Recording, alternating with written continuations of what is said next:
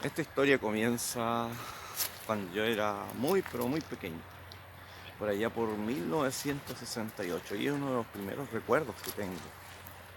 A mi casa llegaba un boliviano, creo que en un video anterior les conté algo, y ese boliviano le gustaba mucho ir a jugar al tablero chino con mis padres.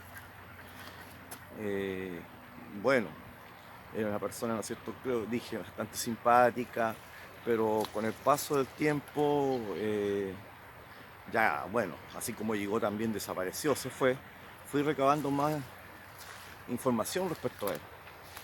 Él era una persona que se había escapado de Bolivia, estaba refugiado en Chile y estaba en la casa de un vecino que era socialista. Inclusive se habló por ahí de si había participado o que había participado en la guerrilla en Bolivia. A medida que yo crecía, que estudiaba historia, iba recabando informaciones. Y bueno, detecté, ¿no es cierto?, que en octubre de 67 el Che Guevara había sido detenido, había sido tomado prisionero y ejecutado en Bolivia. Y junto a él, varias personas que integraban su guerrilla en Bolivia habían escapado hacia Chile. Y que el senador Salvador Allende había logrado sacarlos de nuestro país para que fueran hacia otras partes sin mayor peligro. Pensé en algún momento si ese boliviano tenía algo que ver con esa guerrilla de Che Guevara. Quién sabe si en Chamisa había pasado un guerrillero que había estado con el Che Guevara. En una de esas, en una de esas, ¿ya? Bueno, ¿y quién era Che Guevara? No sé si valdrá la pena gastar muchos minutos en presentarlo en el sentido que Che Guevara se presenta solo. Es uno de los personajes más icónicos del siglo XX. Como su Che indica, era argentino, egresó de medicina, pertenecía a una familia de un muy buen pasar económico.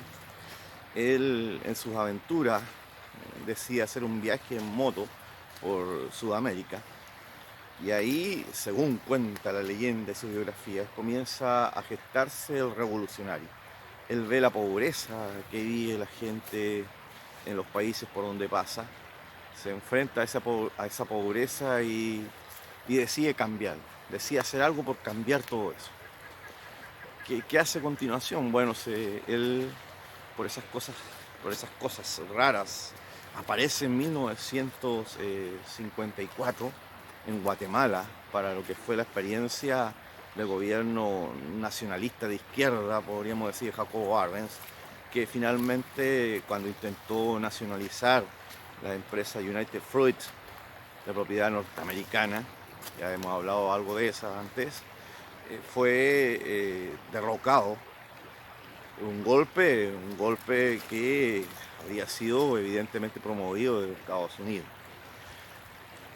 A Che Guevara le tocó estar en el bombardeo de la ciudad de Guatemala y el Che, bueno, luego se va a México y ahí trabaja en Ciudad de México y conoce a los Castro.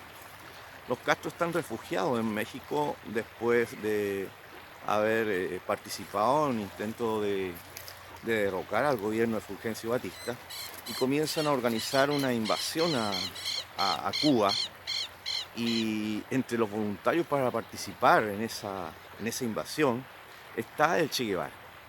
De esa manera, cuento corto, la invasión en el Granma, ese yate con muy poco cubano, tiene éxito, se arma una guerrilla en los cerros, logran finalmente derrocar al gobierno de Fulgencio Batista y esa es la revolución cubana que lleva a Fidel Castro al poder en 1959.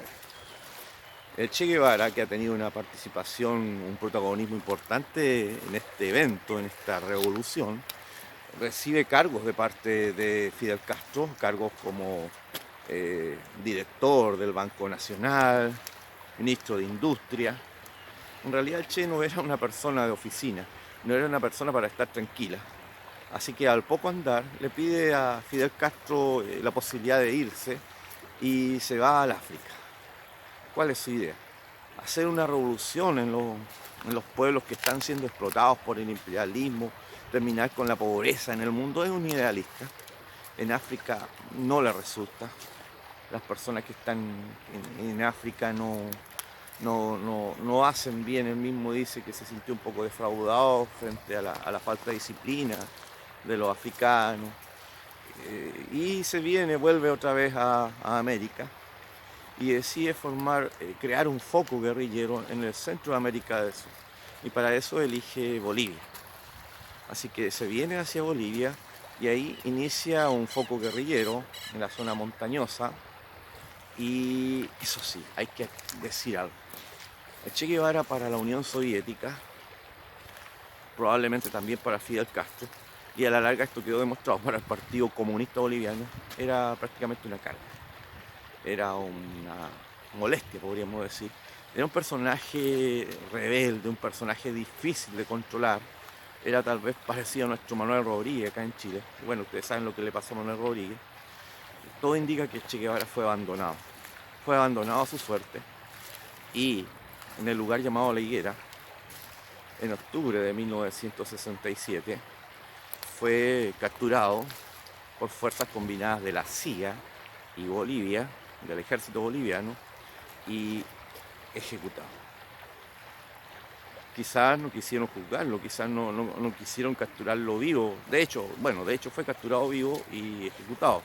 Pero hasta los días de hoy no está muy claro esa orden de mátenlo. Pero bueno, sí, se deshicieron de ese personaje algo incómodo. De Che Guevara aparece un concepto que es importante en nuestra Guerra Fría acá en Latinoamérica, que es la jevarización. ¿Qué significa la jevarización? Significa que para cambiar las cosas, para hacer una revolución acá en América Latina, se necesita una lucha armada. O sea, muy contrario a lo que pensaba Allende en el sentido de hacer una revolución con empanada y vino tinto, una revolución democrática. La jevarización piensa de que la única opción es la vía armada, no la vía por las urnas, no la vía por la democracia, por el pluripartidismo. Y esta jevarización prendió bastante en la juventud de varios países latinoamericanos y aparecieron grupos guerrilleros como los Tupamaros, acá el MIR, por ejemplo. Recuerden en esa época, a propósito de los Tupamaros, Mujica estuvo ahí. Muchos creen románticamente que la lucha armada es la única opción. Seguir la huella de Guevara es la única opción para nuestra América Latina. Ahora, esta jevarización, ¿contra qué combate?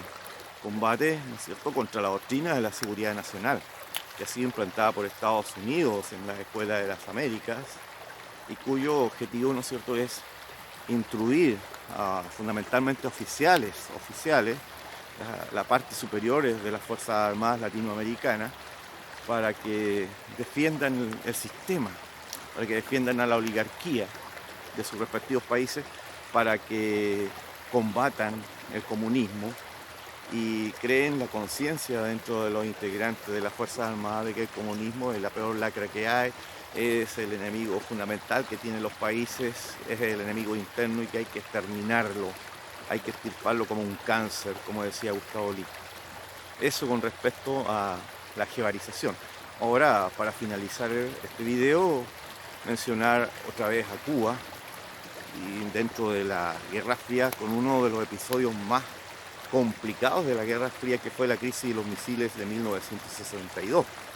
¿Cómo se produjo esto? Bueno, en principio hay que decir que Estados Unidos tenía misiles con ojivas nucleares en Turquía, muy cerca de la Unión Soviética.